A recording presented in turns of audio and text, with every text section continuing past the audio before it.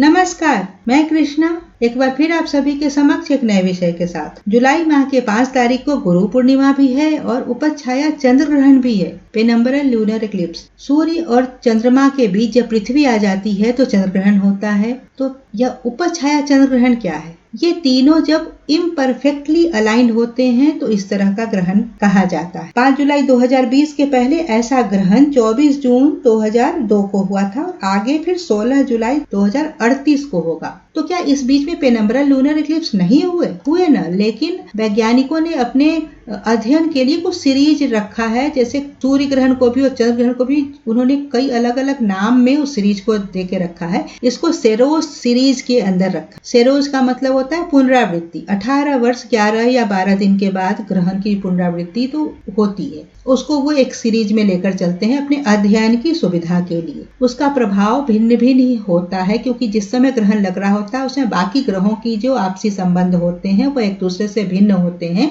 इसलिए परिणाम भी भिन्न भिन्न होता है। तो चंद्र ग्रहण की चर्चा हम लोग आगे करेंगे कि क्या होगा इसका प्रभाव देश, दुनिया, मौसम के ऊपर, सभी राशि के व्यक्तियों के ऊपर, गर्भवती महिलाओं के ऊपर, और यह क्या खास लेकर आया। कुछ इस बार यह खास लाया है, वह क्या है उसको हम लोग जानेंगे। और साथ में चूंकि चंद्र ग्रहण है, चंद्रमा इसमें शामिल हो रहा है, तो मन को स्थिर करने का उपाय जानेंगे। लेकिन इस सब की चर्चा करने से पहले हम लोग शुरुआत करते हैं गुरु से। गु और रु 2 अक्षरों से बनकर मिला यह शब्द।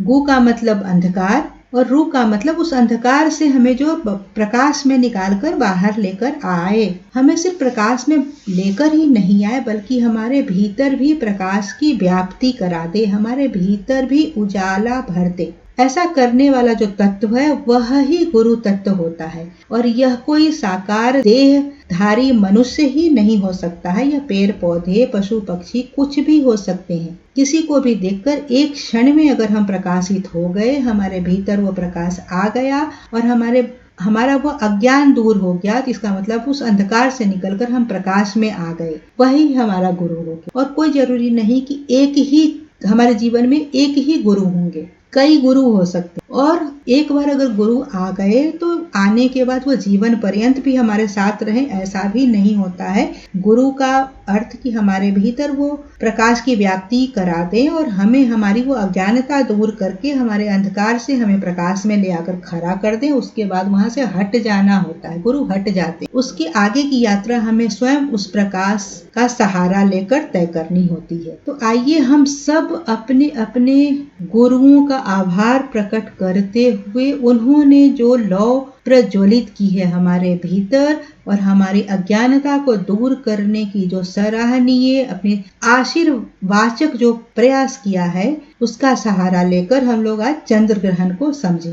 पूर्व आषाढ़ नक्षत्र में चंद्रमा है, केतु के साथ है, बृहस्पति के साथ है। बृहस्पति अभी अभी धनु राशि में वापस आए हैं, मकर से राशि संधि पर हैं। चंद्रमा और बुध एक दूसरे से समसप्तक हैं। यह जो ग्रहण है यह भारत में नहीं देखा जाएगा। भारतीय समयानुसार यह सुबह 8:30 बजे से 12:30 बजे के बीच होगा। दक्षिण अमेरिका, उत्तरी अमेरिका और अफ्रीकी देशों में यह देखा जाएगा, तो इसके परिणाम वहां ज्यादा परिलक्षित होंगे। इंडियन ओशन वहां भी देखा जाएगा। 2 स्वभाव राशियां ग्रहण में जा रही हैं और ग्रहों के जो खास कोणीय संबंध बने हुए हैं, इसकी वजह से एक्सीडेंट इन मोशन, हवाई दुर्घटना के साथ साथ यातायात संबंधी दुर्घटनाओं का प्रबल योग बना है। मौसम की अस्थिरता जो पिछले समय से जारी है, उस पर विराम लगने का संकेत नहीं है। जुलाई माह में हॉट स्पॉट को हम लोग जाने 9 जुलाई, 12 जुलाई, 22 जुलाई मौसम की अस्थिरता और हिंसक गतिविधियों को लेकर आने वाला दिन रहेगा। खासकर जब हिंसक गतिविधियों की बात करें तो 22 जुलाई, 21, 22, 23 जुलाई यह जो समय होगा यह उस तरह की घटनाओं को ट्रिगर करने वाला होगा। यह तो हुआ देश, दुनिया और मौसम की बात। अब हम लोग आइए बात करें राशियों के ऊपर इसके प्रभाव। देखिए, जैसा मैंने पहले भी कहा है कि किसी भी राशि के व्यक्तियों पर इसका कोई प्रभाव नहीं होता है। मौसम पर, राष्ट्र पर, राष्ट्राध्यक्षों पर इसका प्रभाव होता है। और चूंकि वो सभी प्रभावित होते हैं और हम सब उसके भाग हैं। वहाँ स्थिरता या अस्थिरता की वजह से हम सभी भी स्थिर या अस्थिर हो जाते हैं। हाँ, मत्स्य पुराण में सिर्फ इतनी सी चर्चा है कि जिस नक्षत्र में ग्रहण लग रहा है, जैसे यहाँ पूर्व आषाढ़ नक्षत्र है, यह ग्रहण में जा रहा है, तो जिस किसी भी व्यक्ति का पूर्व आषाढ़ नक्षत्र है वह व्यक्ति उस दिन का उपवास रख लें, दान कर लें, ईश्वर उपासना कर लें और इष्ट देव की आराधना कर। और यह भी कहाँ, जहाँ पर यह ग्रहण देखा जाएगा वहाँ उस प्रांत के व्यक्ति। चंद्रमा इस दिन केतु के साथ है। मन की अस्थिरता और मरकरी से दृष्ट है, स्वाभाविक है, लेकिन चंद्रमा और केतु का साथ सिर्फ एक ही चीज को दिखाने वाला नहीं होता है। ज्योतिष है, यह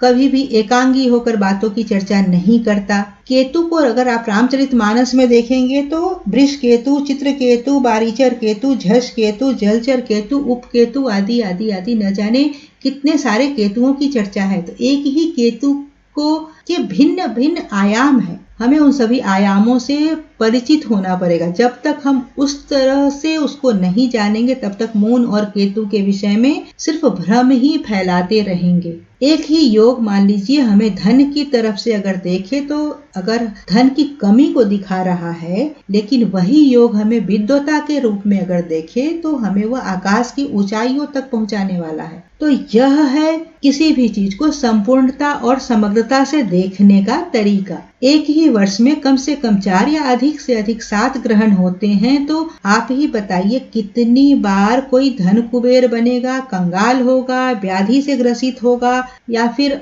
अन्य ट्रैप में जाएगा। ऐसा नहीं हो सकता ना।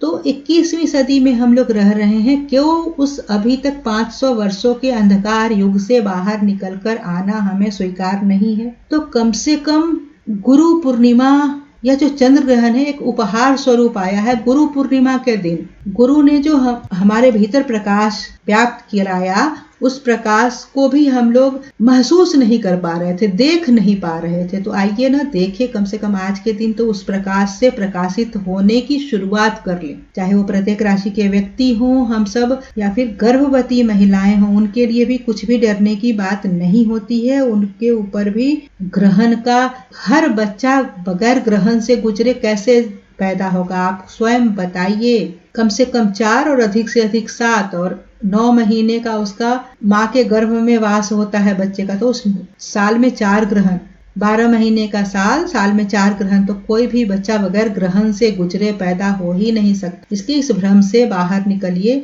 और मन को स्थिर रखने का उपाय कीजिए। भागवत में बहुत ही सरल तरीके से समझाया गया है। तो इस गुरु पूर्णिमा में भागवत को भी अपना गुरु बनाइए और उसने जो प्रकाश दिया है उस प्रकाश से प्रकाशित होइए और आगे की रास्ता को सहज और सरल बनाइए। दानं स्वधर्मो नियमो यमश्च श्रुतं च कर्माणि च सद्व्रतानि सर्वे मनोनिग्रह लक्षणान्ता परो हि योगो मनसः समाधि। यह 4 लाइनों का जो श्लोक है, इसका आध्यात्मिक अगर अर्थ करने चले तो 4000 पन्नों का अर्थ निकलता है। इसकी चर्चा हम लोग कभी और करेंगे, लेकिन आज सिर्फ इतना कि मन को अस्थिर जो मन है उसको स्थिर करना सबसे कठिन काम है, लेकिन असंभव नहीं है।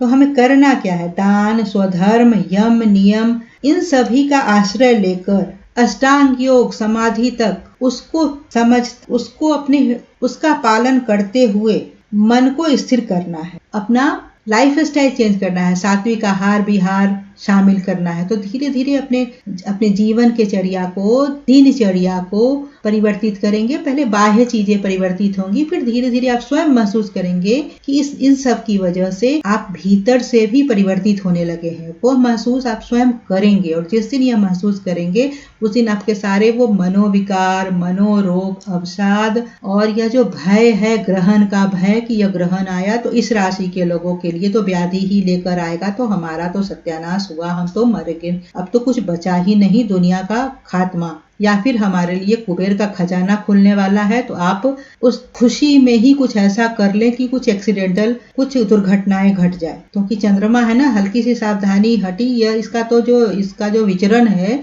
यह तो तुरंत में अतीत, वर्तमान और कभी भविष्य में सूर्य जहां न पहुंचे रवि वहां पहुंचे कवि वाली बात नहीं। कवि और चंद्रमा तो ये तुरंत में ही हर जगह चला जाता है, इसको काबू में करना बहुत कठिन है। तो हल्की सी सावधानी आपकी घटी नहीं कि दुर्घटना घटी। तो भागवत के इस श्लोक का आश्रय लीजिए,